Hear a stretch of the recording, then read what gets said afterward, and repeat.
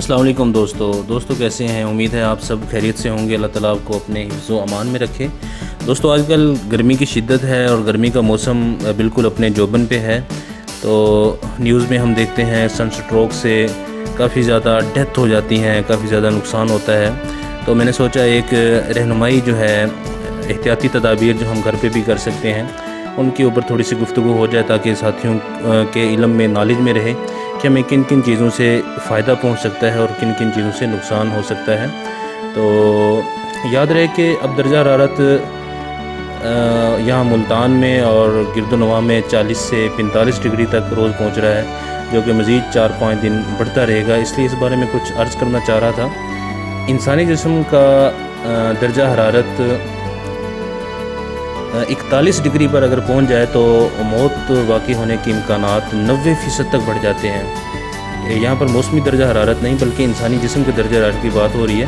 اس لیے شدید گرمی سے بزرگ لوگ بہت زیادہ متاثر ہوتے ہیں، لہٰذا بہتر ہے کہ انتہائی احتیاط سے کام لیا جائے۔ احتیاط کے اندر غذا میں جو چیزیں جن سے وائٹ ضروری ہے وہ گوشت، انڈا، اچار اور کولڈ ڈرنکس، پیپسی، کوک، تیز مسالہ جات اور پالک، میتھی، سبز مرچ وغیرہ کھانے سے اجتناب کریں۔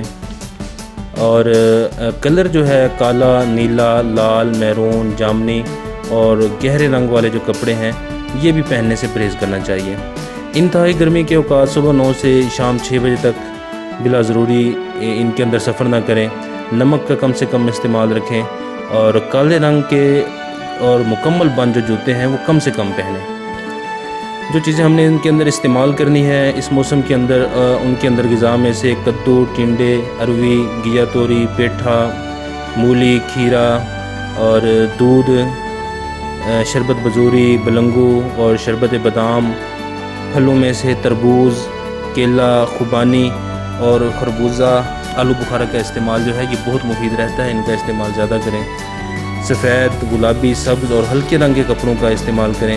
گھر سے نکلتے وقت گیلا تولیہ اور پانی کی بوتل یہ ساتھ رکھیں، اور ممکن ہو لمبا سفر ہو، بائک پر سفر ہو تو سر اور گردن کسی کپڑے سے ضرور ڈھانپیں اور اینک کا استعمال بھی کریں۔ اور دوستو سونف اور چھوٹی الائچی کا قہوہ گرمی کا بہترین توڑ ہے۔ املی اور آلو بخارے کا زلال پیاس کی شدت کو انتہائی کم کر دیتا ہے۔ پانی جس قدر ممکن ہو پئیں، ٹھنڈے پانی سے بجائے گھڑے کا پانی استعمال کریں، پیاس کی شدت اس سے کنٹرول میں رہتی ہے۔ جتنی بار ممکن ہو دن میں غسل کریں، ہوادار جوتا پہنیں جو کالے رنگ کا نہ ہو۔ درخت لگائیں جو نہ صرف موجودہ گرمی کو کم کریں گے بلکہ سردی میں پڑنے والی سموک کا بھی توڑ ہے۔ ضرورت پڑنے پر اپنے والد سے رابطہ کریں۔ اللہ تعالیٰ ہم سب پر رحم و کرم فرمائے، آمین۔ اللہ تعالیٰ آپ کی حفاظت فرمائے۔ بہت شکریہ، اللہ حافظ۔